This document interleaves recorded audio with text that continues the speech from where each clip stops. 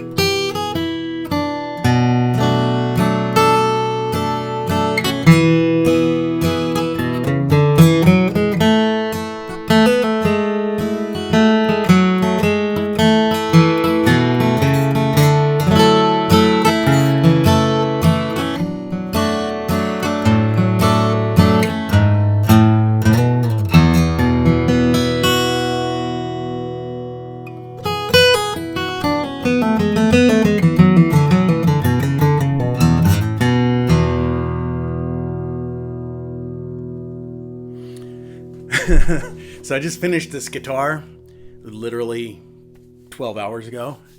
And this is the Arum. And it's the first of its kind, which is basically like my Nautilus, who's lurking over here in the shadows, but based on a 14-inch body style. This is based on the Lion body style. That one is based on my Ellie Bell. So 15 inches, 14 inches. And I guess this guy's just like proof of concept. This guitar is amazing. The bass and presence and quickness of response on this instrument are just blowing me away. I don't know. What can I say? I'll just tell you what's going on with it. So the top is Tunnel 14 Redwood, that old redwood salvaged from that 19th century railroad tunnel in southern Oregon, which makes amazing tops. It's like a cross between spruce and cedar. The back is cocobolo. You can see there's dust all over it. I don't know if you can see the dust, but this is a really beautiful inclined set of cocobolo, a mahogany neck, and then ebony other parts. I made a few changes to this this is a new design, so it's cool. I've got an opportunity to tweak it and try new things. Let's see, aesthetically, what I did in this as opposed to the last one is this has an arm bevel that makes it comfortable to play this thing for a while without getting that crease in your forearm. So the arm bevel comes up here and it creates this nice serpentine shape that changes into this 3D sound port.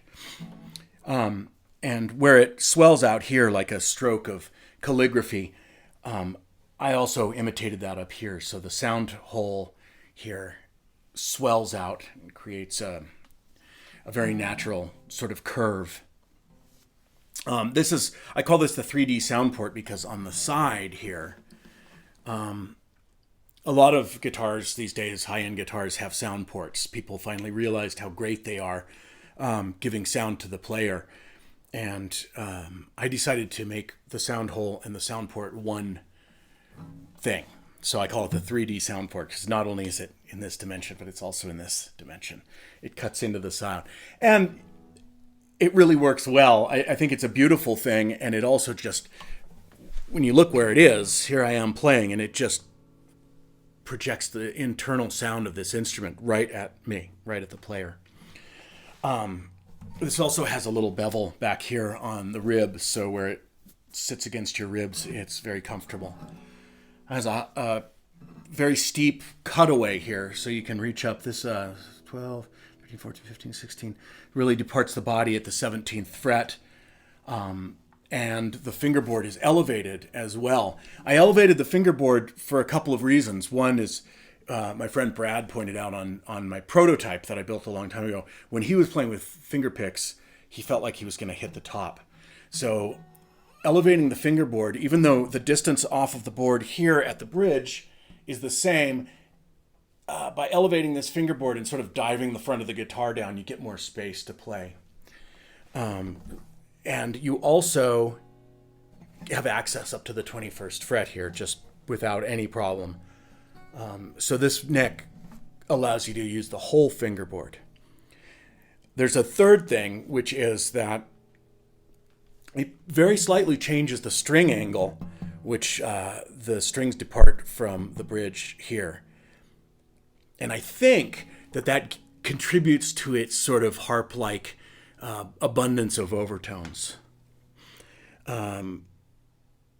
This also has a multi-scale fingerboard. So you have a Martin long scale, 25-4 for the bass, and a 24-9 for the treble. See how this is, the nut is skewed here and here. So this is a shorter scale than this. And that gives you the opportunity to have that big brassy bass that you get on a long scale, but the super sweet top end that you get with a shorter scale.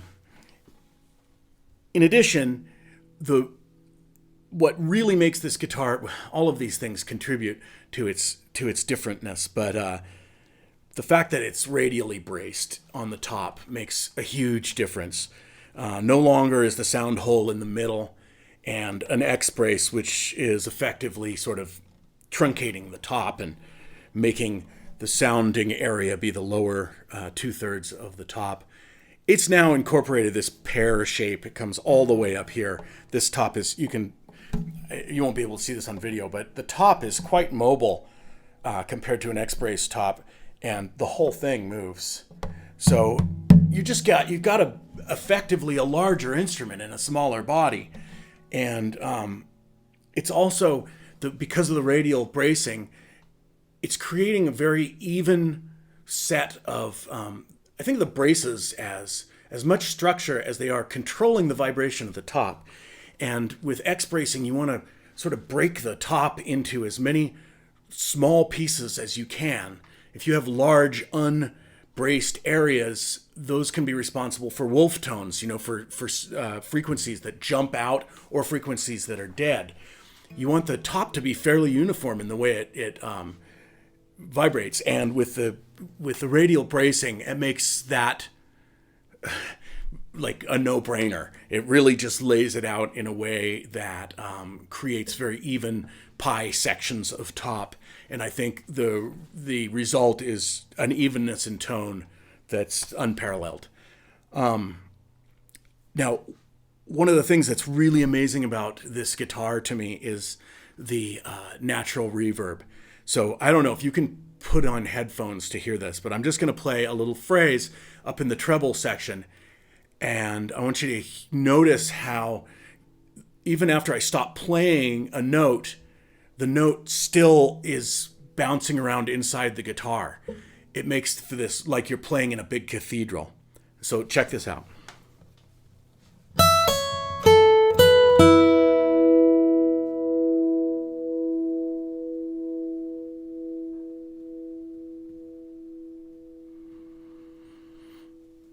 I don't know if you can hear that, but it's still ringing. And I can still hear that triad. And I can also hear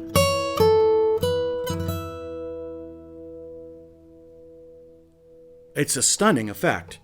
And that's throughout the whole guitar. So you just get these, it's like playing a guitar with reverb, electric reverb, it's crazy.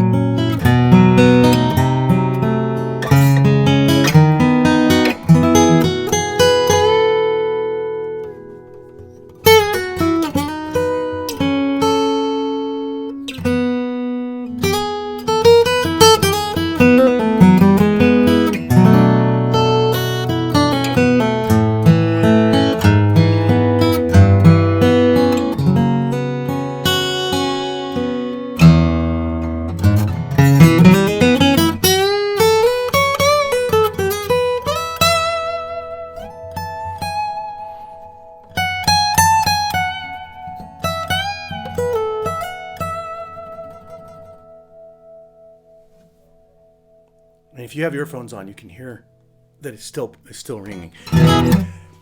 It's also like this cello-like quality to it. Like, wow. This is a 14-inch guitar, so we're talking like a Martin 00 or a Gibson double. Anyway, things with 2 zeros or O's. And we're talking a small guitar. And this thing produces bass that I've never heard rivaled in a dreadnought.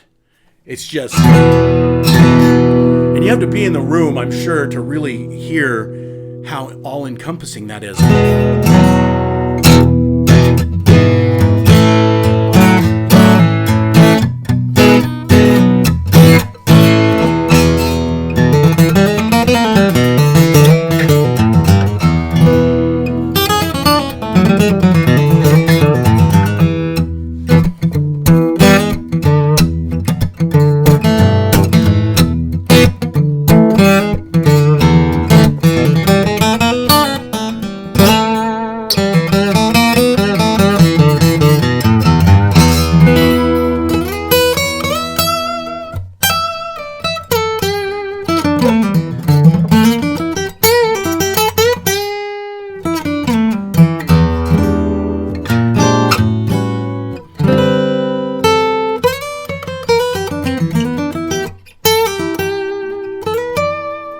The top end has an effect that's almost like it's amplified, really like a bar of sound. It's not like this little wispy sound coming out of the guitar. It's like, just right in your face. Kind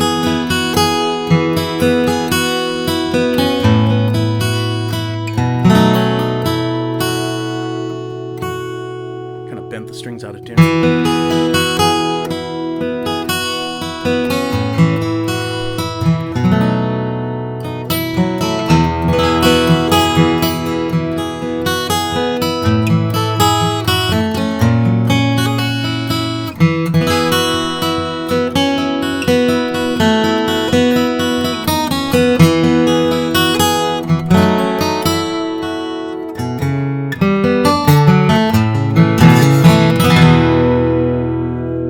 Sorry, I got it kind of out of tune there.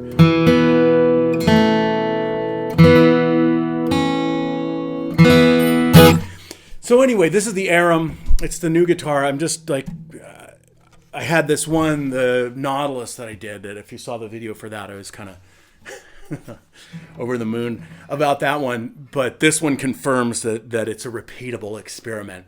And I'm really excited about that. I've got 2 more on the bench right now. 2 more on the bench right now. 2 more Nautilus. And man, this I think is where my future lies. These guitars are crazy.